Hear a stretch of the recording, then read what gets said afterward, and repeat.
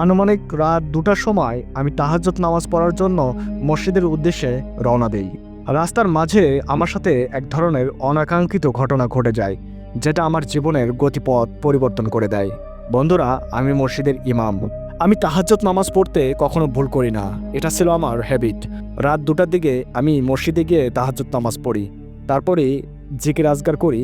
ফজরের আযান দেওয়ার সময় হলে ফজরের আযান দেই। তারপর যখন এলাকাবাসী আসে তখন তাদেরকে নিয়ে ফজরের নামাজ পড়াই।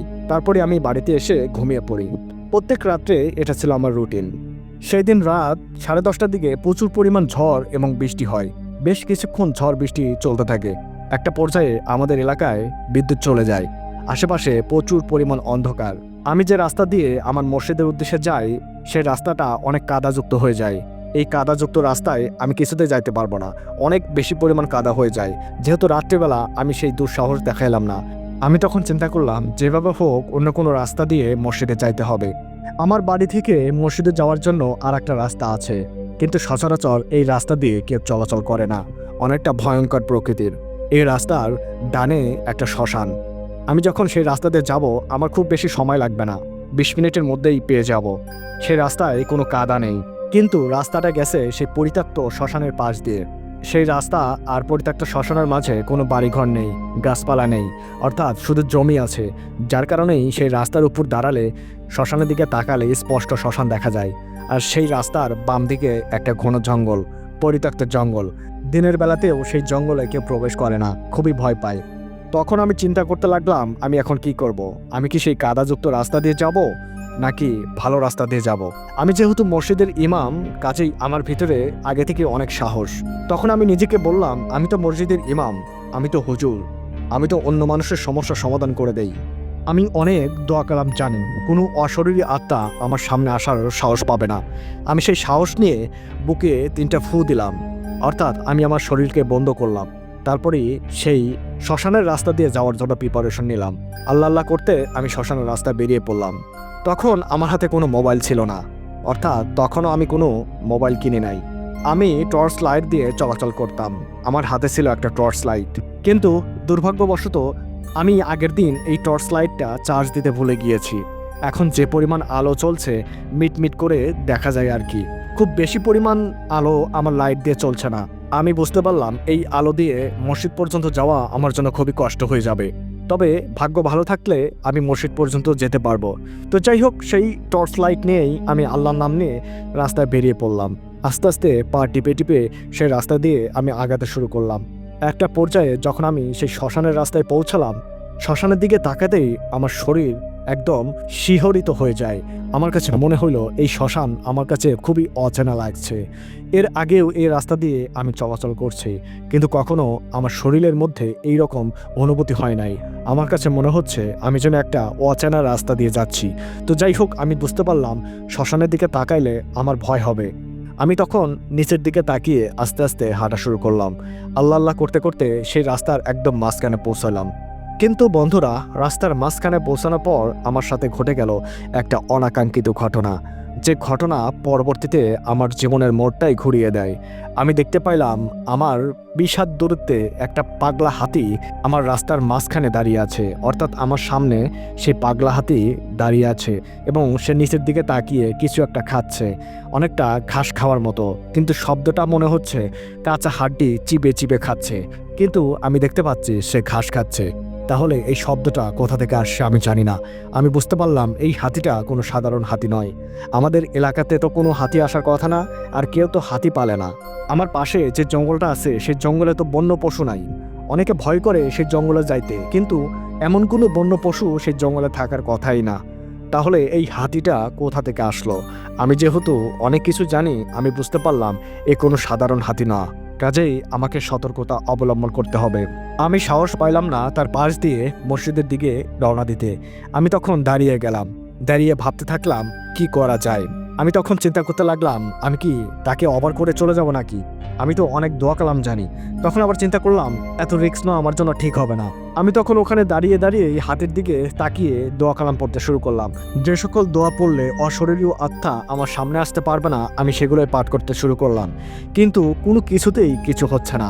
সেই হাতিটা কিছুতেই আমার সামনে থেকে সরে যাচ্ছে না। আমি খুবই ভয় পেয়ে গেলাম। আমি তখন বুঝতে পারলাম আমি যতটুকু জানি এতটুকু দিয়ে একে কাবু করা সম্ভব না। আমার কাছে যে আসছে সে নিশ্চয়ই অনেক শক্তিশালী, এর সাথে আমি পারবো না। তখন আমি চিন্তা করলাম আমার আর আজকে মসজিদে যাওয়ার কোনো কাজ নেই। আমি ফিরে যাই আমার বাড়িতে, না হলে আমার কোনো সমস্যা হতে পারে। তখন বন্ধুরা আমি পিছনের দিকে রওনা দিতে শুরু করি। ঠিক মাথা তুলতেই আমি দেখি আমার পিছনে একটা গন্ডার দাঁড়িয়ে আছে 20 হাত দূরত্ব নিয়ে। আমি তখন সত্যি বন্ধুরা খুবই ভয় পেয়ে যাই। আমি তখন নিজেকে খুবই অসহায় মনে করি। আমার সামনে একটা পাগলা হাতি অনেক চিৎকার চেঁচামেচি করতেছে, আর আমার পিছনে একটা গন্ডার। সে অবশ্য কোনো চিৎকার করতেছে না, কিন্তু পুরো রাস্তা নিয়েই শুয়ে আছে এবং আমার দিকে তাকিয়ে আছে। আমি তো তখন প্রচুর ভয় পেয়ে যাই। আমার কাছে দুটো পথ খোলা ছিল, হয় আমাকে ডান দিকে যাইতে হবে যেখানে পরিত্যক্ত গোরস্থান আছে, না হয় আমাকে বাম দিকে যাইতে হবে যেখানে পরিত্যক্ত একটা জঙ্গল। দিনের বেলায় সেখানে যাইতে কেউ সাহস পায় না। আমি তো মহা বিপদে পড়ে গেলাম। হায় আল্লাহ, আমি এখন কোন দিকে যাব? আমি যদি গোরস্থানের দিকে যাই সেটা তো আমার জন্য আরো ভয়ের। আমি তখন কিছুটা অনুমান করতে পারি যারা আমার কাছে এসেছে তারা ওই পরিত্যক্ত গোরস্থান থেকেই আসছে। আমি যদি ওই দিকে যাই তাহলে তো তারা আরো বেশি পরিমাণ সাহস পেয়ে যাবে, কাজেই সেদিকে আমার যাওয়া যাবে না। আবার আমি যদি পরিত্যক্ত জঙ্গলের দিকে যেতে চাই সেটাও তো আমার জন্য ভয়ঙ্কর। এই জঙ্গলে দিনের বেলায় কেউ যায় না। আমি যদি রাত্রে সেখানে প্রবেশ করি, না জানি কোন বিপদ আমার জন্য সেখানে অপেক্ষা করছে। কাজেই আমি কোনো দিকেই যাইতে পারতেছি না। আমি সেখানেই দাঁড়িয়ে আছি আর আল্লাহ করতেছি। আমি দোয়া দরুদ পড়তেছি তারা যেন কিছুতেই আমার কাছে আসতে না পারে।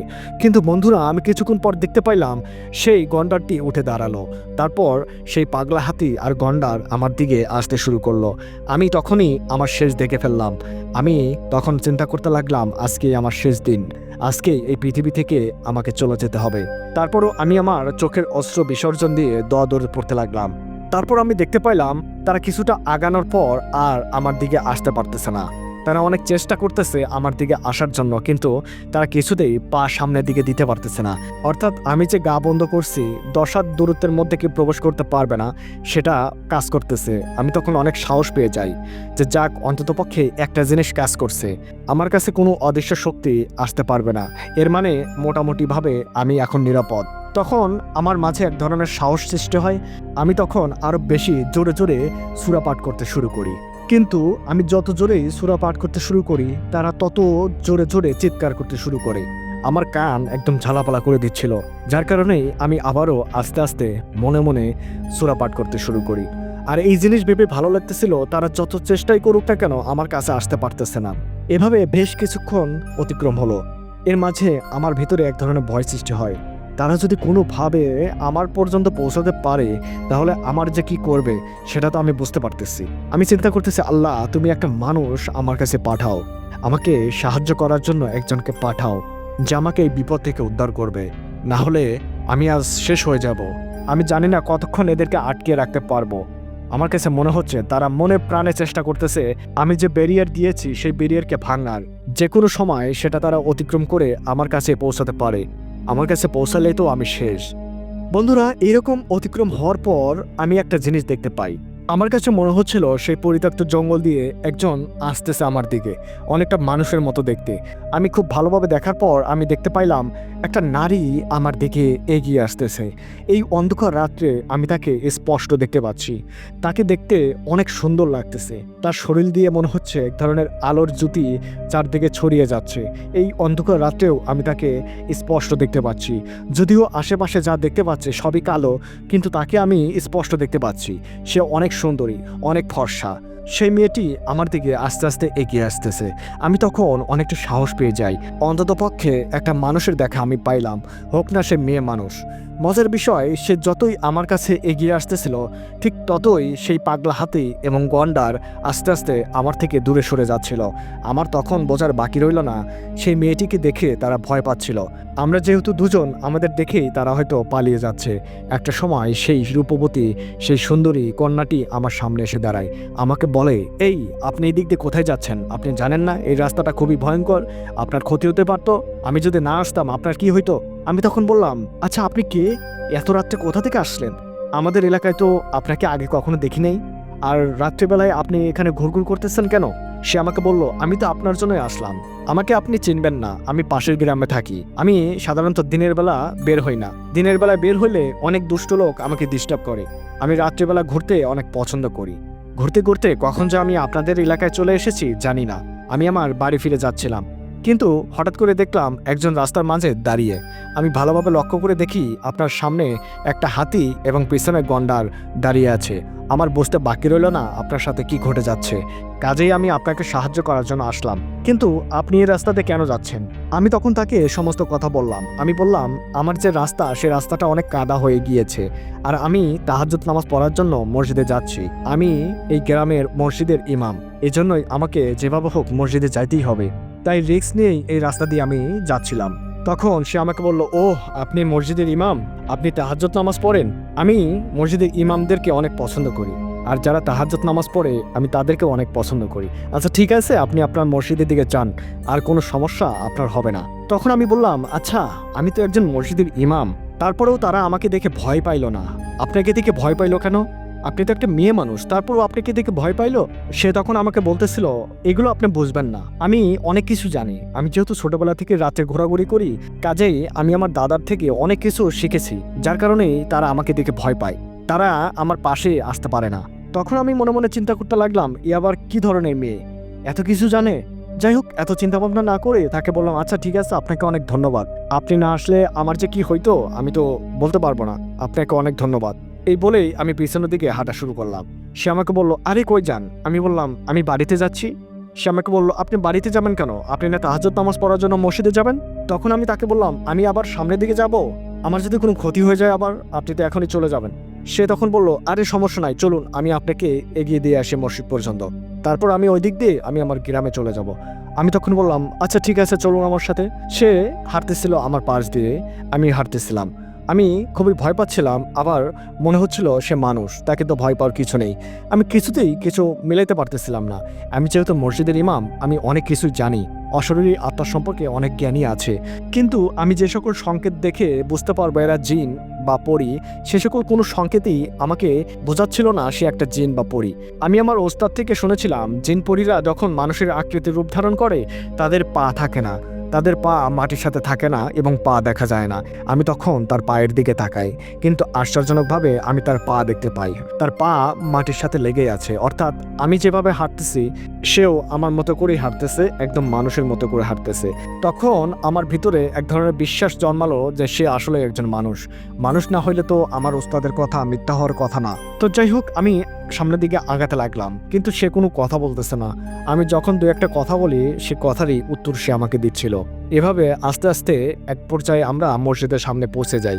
তারপর সে আমাকে বলল, আমি আর সামনে না আগাই, আপনি আশা করি মসজিদের মধ্যে যাইতে পারবেন। আমি বললাম, হ্যাঁ হ্যাঁ, আমি যাইতে পারবো, আর সমস্যা নেই।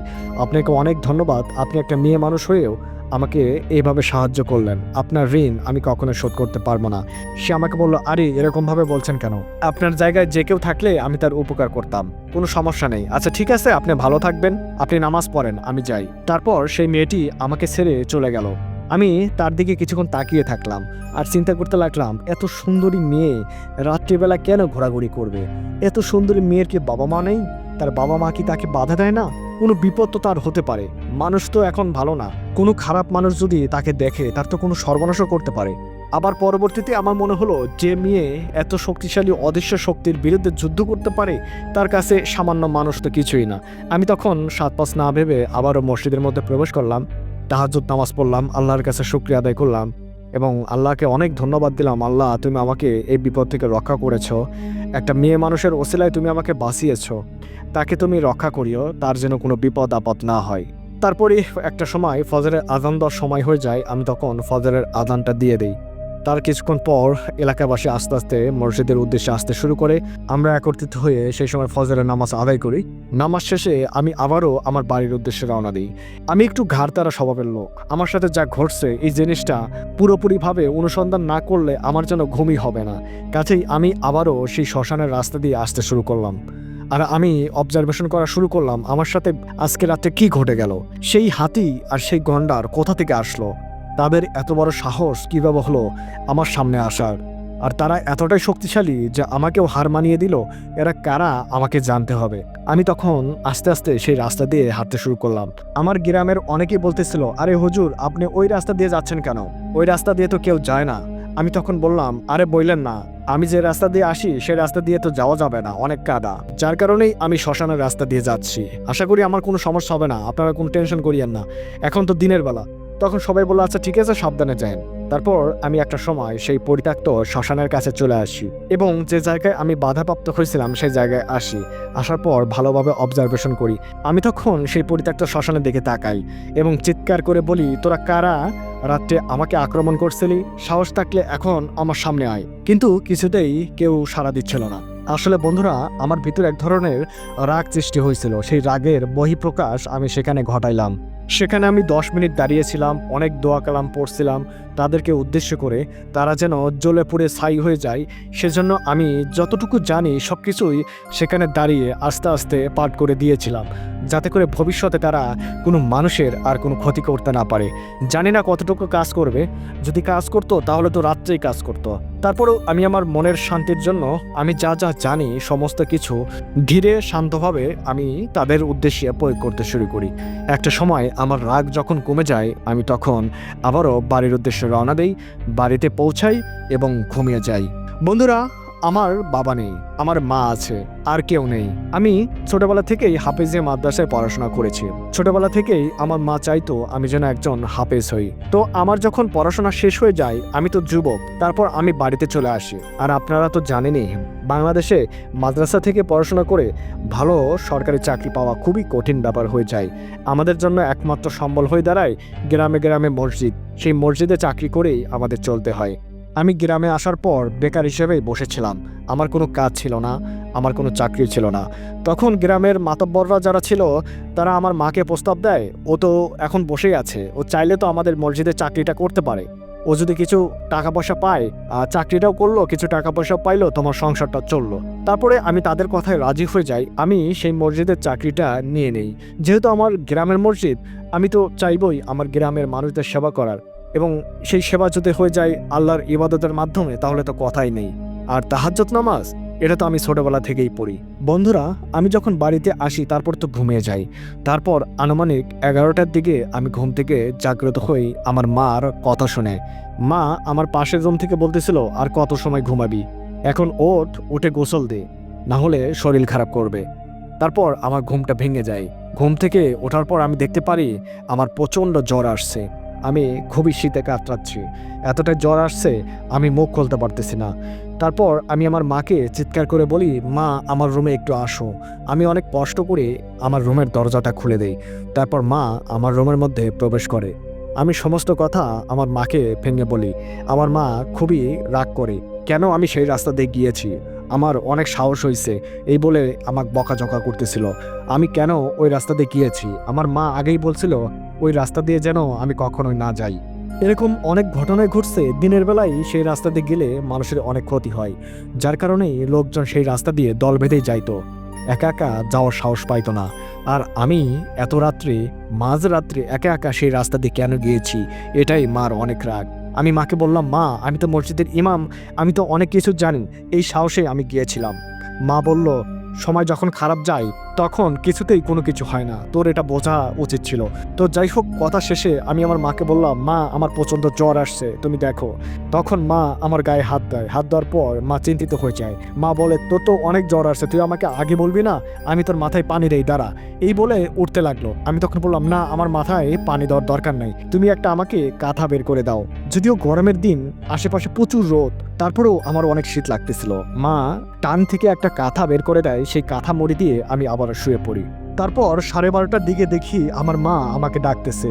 আমি চোখ খুলতে দেখি আমাদের গ্রামের বড় হুজুর আমার সামনে দাঁড়িয়ে। মূলত তিনি আমাদের মসজিদটা দেখভাল করতেন, নামাজ পড়াইতেন। মূলত তার পরিবর্তেই আমি সেই মসজিদের চাকরিটা করি। পরবর্তীতে আমি শুনতে পারি আমার মা তার কাছে গিয়েছিল, সে যেন আজকে দুপুরবেলায় সেই মসজিদের নামাজটা পড়ায়।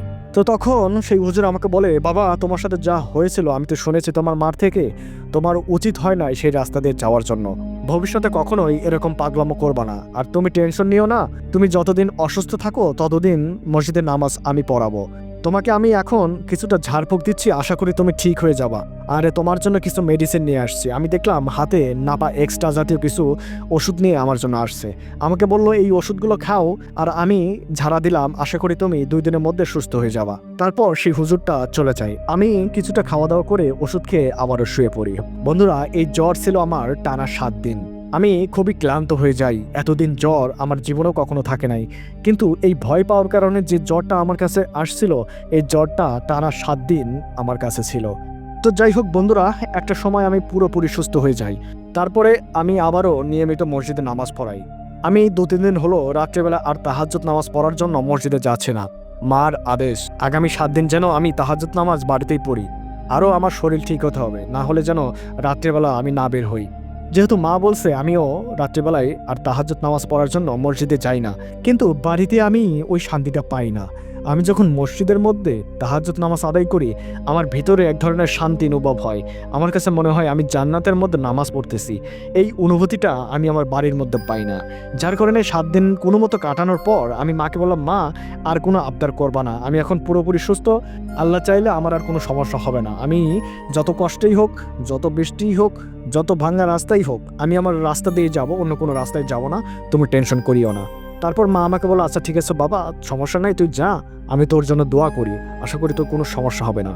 তারপর বন্ধুরা, সেই দিন রাত্রে আমি প্রথমবারের মতো, মানে আমার সাথে যে ঘটনা ঘটে গেছিল তার পরবর্তীতে প্রথমবারের মতো আনুমানিক রাত 2টার দিকে তাহাজ্জুদ নামাজ পড়ার উদ্দেশ্যে আমি আবারও মসজিদের দিকে রওনা শুরু করি। এখন তো আমার মাঝে কোনো ভয় নাই, কেননা এই রাস্তা তো আমার পরিচিত। অতীতে এই রাস্তায় আমার সাথে কোনো সমস্যাও হয়নি, কাজেই আমি এতটা চিন্তাই করতেছিলাম না। কিন্তু বন্ধুরা, এই রাস্তার মাঝখানে আমি একটা জিনিস দেখতে পাই। এই জিনিসটা দেখে আমি অবাক হয়ে যাই। রাস্তার মাঝখানে আসার পর আমি দেখতে পারি সেই রাস্তার মাঝখানে সেই মেয়েটি, যে মেয়েটি আমাকে বাঁচিয়েছিল, সেই দুষ্টু জিনদের হাত থেকে আমাকে রক্ষা করেছিল, সেই মেয়েটি সেই রাস্তা দিয়ে হাঁটতে হাঁটতে আমার সামনের দিকে আসতেছিল। আমি তখন থমকে যাই। আমি তাকে বলি, এই আপনি এত রাত্রে আবারও এখানে কিভাবে আসলেন? সে আমাকে বলল, আপনি এই রাস্তা দিয়ে কই যান? আমি বললাম, এই রাস্তা দিয়েই তো আমি চলাচল করি, আমি তো তাহাজ্জুদ নামাজ পড়ার জন্য যাচ্ছি। সে আমাকে বলল, আর বলিয়েন না, আপনাদের গ্রামটা আমার খুবই ভালো লাগে, এই জন্য মাঝে মাঝে আপনাদের গ্রামটা আমি একা একা ঘোরাঘুরি করি। আজকে এই রাস্তা দিয়ে চলে আসছি, আবারও আপনার সাথে দেখা হলো, যাক ভালোই হলো। আপনি কি অবস্থা এখন? তখন আমি তাকে বললাম, আর বললেন না, আমার খুবই অবস্থা খারাপ। তারপর থেকে পুরো 7 দিন আমি উঠতেই পারিনি বিছানা থেকে। এত পরিমাণ জ্বর আমার হয়েছিল, আমার খুবই শরীর দুর্বল ছিল। আমাদের বাড়িতে আপনাকে পৌঁছে দিয়ে আসি, আপনি এত বড় উপকার করলেন, আপনাকে দেখলে আমার মা অনেক খুশি হবে। সে আমাকে বলল, আরে না না, কি যে বলেন না, রাত্রে আমি আপনার বাড়িতে যাব কেন? অন্য দিন যাব, দিনের বেলায় আসবো আপনার বাড়িতে। আমি বললাম, হ্যাঁ তা ঠিক, রাত্রেবেলায় কেউ যদি দেখে ফেলে তাহলে আমাদের অনেক কেলেঙ্কারি হয়ে যাবে। সে আমাকে বলল, হ্যাঁ বুঝতে পারছেন। বন্ধুরা, তারপরেই আমি মসজিদে চলে যাই। আমি মসজিদে যে যথারীতি রাত্রিবেলায় যে শিডিউলটা আমার, নামাজ কালাম পড়া, তারপর নামাজ পড়ানো, সেগুলো করে সকালবেলা আবারও চলে আসি। তো যথারীতি আবারও আমি বাড়িতে পৌঁছানোর পর ঘুমিয়ে যাই। আমার শিডিউল এটা, আমি তাহাজ্জুদ নামাজ আদায় করার পর, ফজরের নামাজ পড়ানোর পর বাড়িতে যাই, তারপর ঘুমিয়ে যাই। যেহেতু রাতে আমার ঘুম হয় না, কাজেই মাও আমাকে বাধা দেয় না। তো যাই হোক, এভাবে আমার দিনগুলো কাটতে থাকে। 3 থেকে 4 দিন পর একদিন রাত্রে আবারও দেখি সে আমার রাস্তার সামনে দাঁড়িয়ে আছে। আমি তখন তাকে বললাম, আজকেও আপনি এসেছেন আমাদের গ্রাম ঘুরতে? সে আমাকে বলল, আজকে আপনাদের গ্রামে এসেছি গ্রাম ঘোরার উদ্দেশ্য না, আমি আপনার সাথে দেখা করতে এসেছি। আমি বললাম, কি বলেন, আপনি আমার সাথে দেখা করতে আসছেন? সে বলল, হ্যাঁ, আপনার কি অবস্থা এখন, শারীরিক কি অবস্থা, এটা জানার জন্য আসছি। আমি তখন বললাম, আরে সমস্যা নাই তো, আমি এখন পুরোপুরি সুস্থ। সে আমাকে বলল, আচ্ছা যাক, ভালো লাগলো আপনি সুস্থ, চলুন আপনার সাথে একটু গল্প করব। অনেক দিন হলো আমি কারোর সাথে গল্প করি না, আপনাকে দেখে আমার অনেক ভালো লেগেছে, আপনি একজন মসজিদের ইমাম, আপনার সাথে গল্প করলে আমার ভালো লাগবে। আমি তখন তাকে বললাম, আমি তো এখন নামাজ পড়ার জন্য যাচ্ছি, আপনার সাথে আমি কিভাবে ঘুরতে যাব? সে আমাকে বলল, সমস্যা নাই, আপনি তাহাজ্জুদ নামাজ পড়েন, আমি মসজিদের পাশে দাঁড়িয়ে থাকবো।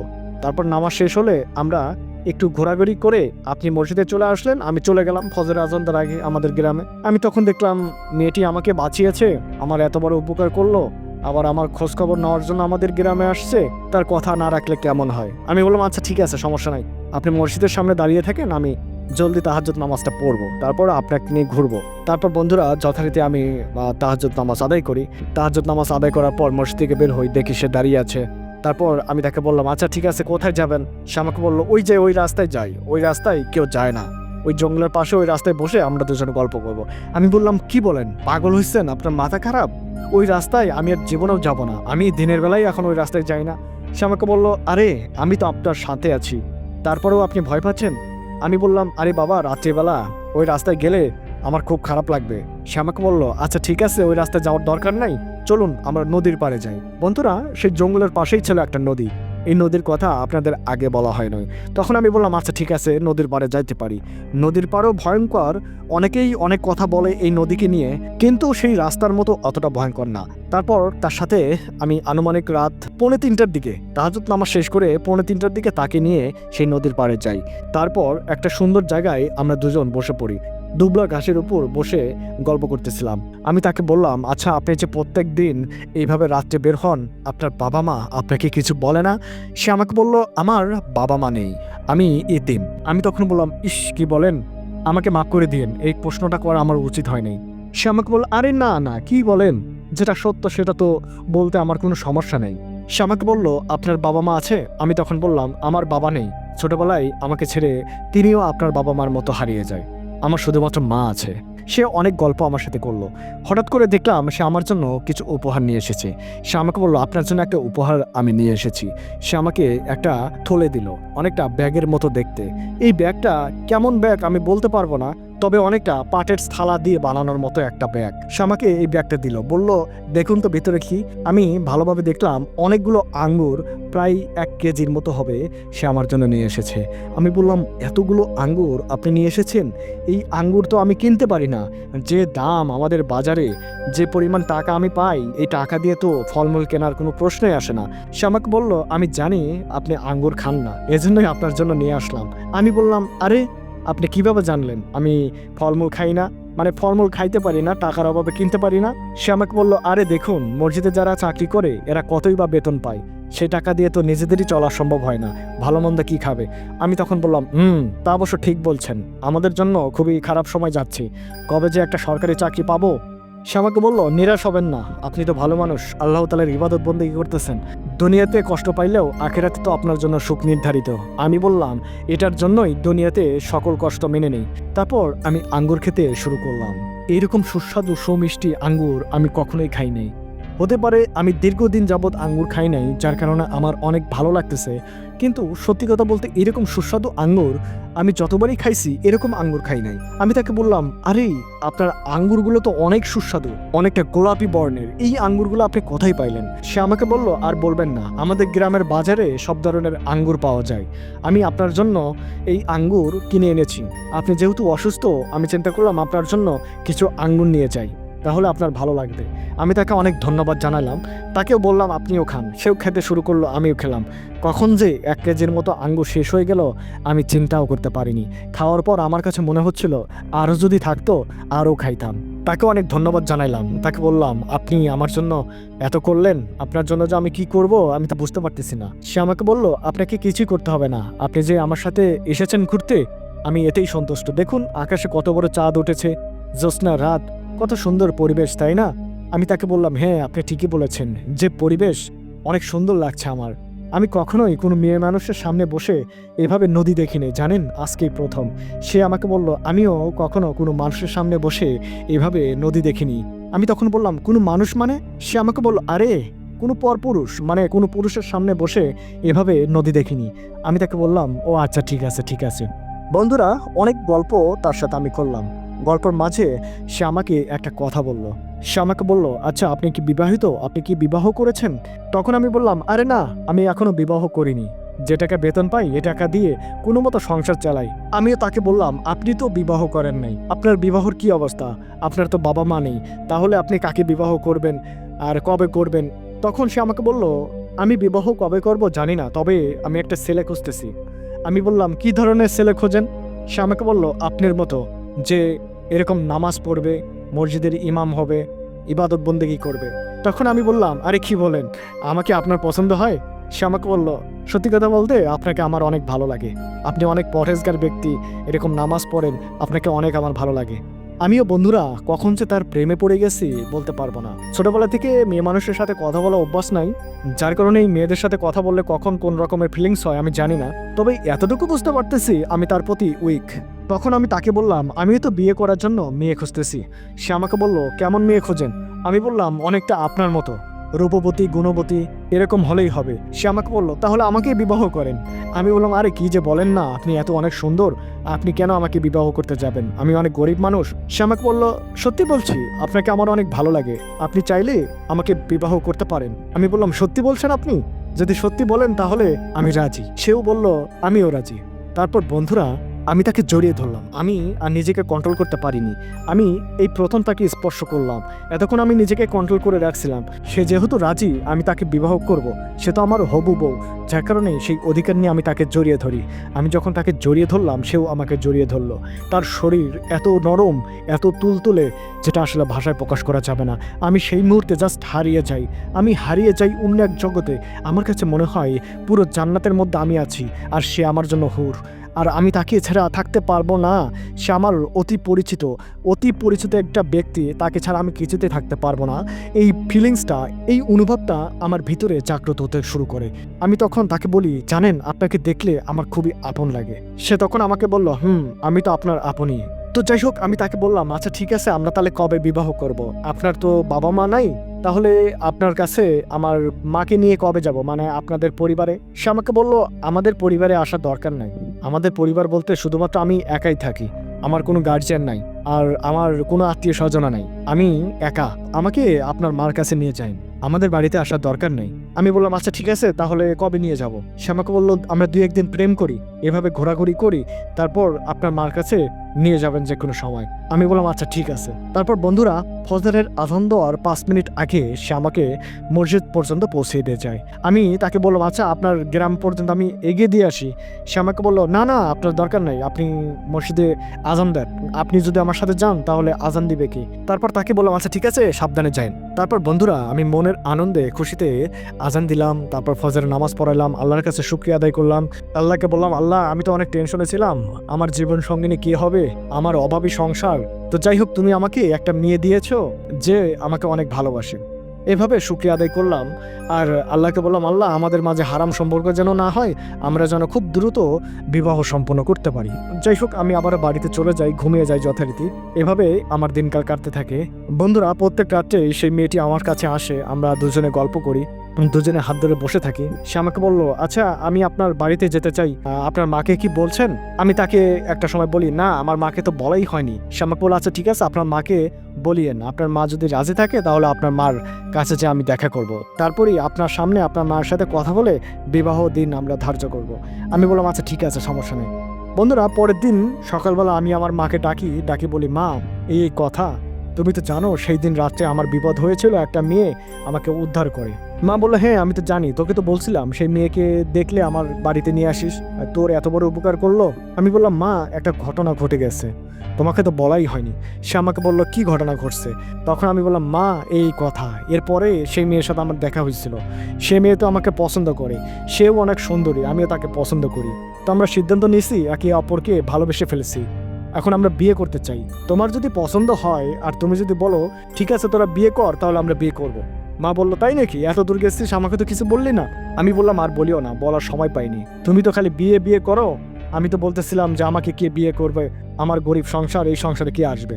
তো যাই হোক, একটা মেয়ে এসেছে, এখন কি তুমি কি বলো, কি করবা? সে বললো যে ঠিক আছে, সমস্যা নাই, তুই তাকে নিয়ে আয়, আমি তাকে আগে দেখি, না দেখে তো আসলে কিছু বলতে পারতেছি না।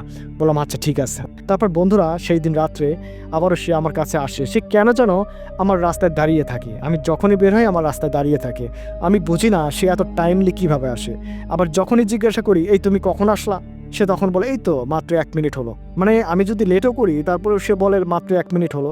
সে কিভাবে যে বুঝতে পারে আমি যে বাড়ি থেকে বের হয়েছি, এই জিনিসটাই আমার মাথার মধ্যে ঘুরপাক খায়। তো যাই হোক, এত টেনশন না করে আমি তাকে বললাম, আচ্ছা ঠিক আছে, আমার মা রাজি, তোমাকে দেখতে চাই। সে বললো, ঠিক আছে, চলো এখনই যাবো। আমি বললাম, কি বলো, এখনো যাবা? দিনের বেলা যাবো, আমি ফজরের নামাজ পড়ে তারপর তোমাকে নিয়ে যাই। তখন সে বলল, না, তুমি যদি নিয়ে যাও তাহলে আমাকে রাত্রে নিয়ে যেতে হবে, না হলে আমি যাব না। আমি বললাম, আচ্ছা ঠিক আছে, চলো। তারপরেই আমি তাকে নিয়ে গেলাম। নিয়ে তখন আনুমানিক রাত 3:30। আমি মার দরজা নক করি, তখন মা রুম থেকে বের হয়। মাকে বলি, মা তুমি যাকে নিয়ে আসতে বলছিলে আমি নিয়ে আসছি, ও আজকে আমার সাথে দেখা করতে আসছিল, বললো যে আজকে রাত্রে দেখা করি। তারপর তাকে নিয়ে মা আমার রুমের মধ্যে প্রবেশ করে। মা তাকে বলে, তুমি ভালো আছো? মা তাকে বিভিন্ন প্রশ্ন করে যে তুমি ভালো আছো, কোথায় থাকো, এগুলো বলতে থাকে। আর মা তো আগেই জানে সেই ইতিম, তার কেউ নাই, এগুলো আমি আগেই জানাইছিলাম। মা তখনই বলে যে আমার বৌমাকে খুব পছন্দ হয়েছে। আমার মা কেন যেন তাকে খুবই আদর করতেছিল, এত রূপবতী মারবতী কন্যা, যেটা আসলে ভাষায় প্রকাশ করা যাবে না। আর আমার মার সাথে যখন তার দেখা হয়, প্রথমে সে পা ধরে সালাম করে। এই জিনিসটা মা খুব ভালোভাবেই নিছে, আমি দেখে বুঝতে পারলাম। তারপরে সেই মেয়েটি আমার মাকে বলল, মা তাহলে আমাদের বিবাহর আয়োজন করেন, এভাবে আর আমরা কতদিন দেখা করব রাত্রে, কেউ যদি দেখে ফেলে তাহলে আপনার ছেলের সমস্যা হবে, আমারও সমস্যা হবে, আমি আর রাত্রিবেলা এভাবে দেখা করতে চাই না। আমার মা বলল, আচ্ছা ঠিক আছে, তাহলে কবে বিবাহ পড়ানো যায়? তখন সেই মেয়েটি বলল, আপনি যদি চান তাহলে আমি একটা কথা বলবো। তখন মা বলল, বলো বলো। তারপর সে বলল, আপনি যদি কিছু না মনে করেন তাহলে এই মুহূর্তে আমাদের বিবাহ পড়ায় দেন। তখন মা অনেকটা আটকে ওঠে, তখন বলে, কি বলো, এই মুহূর্তে কিভাবে খুব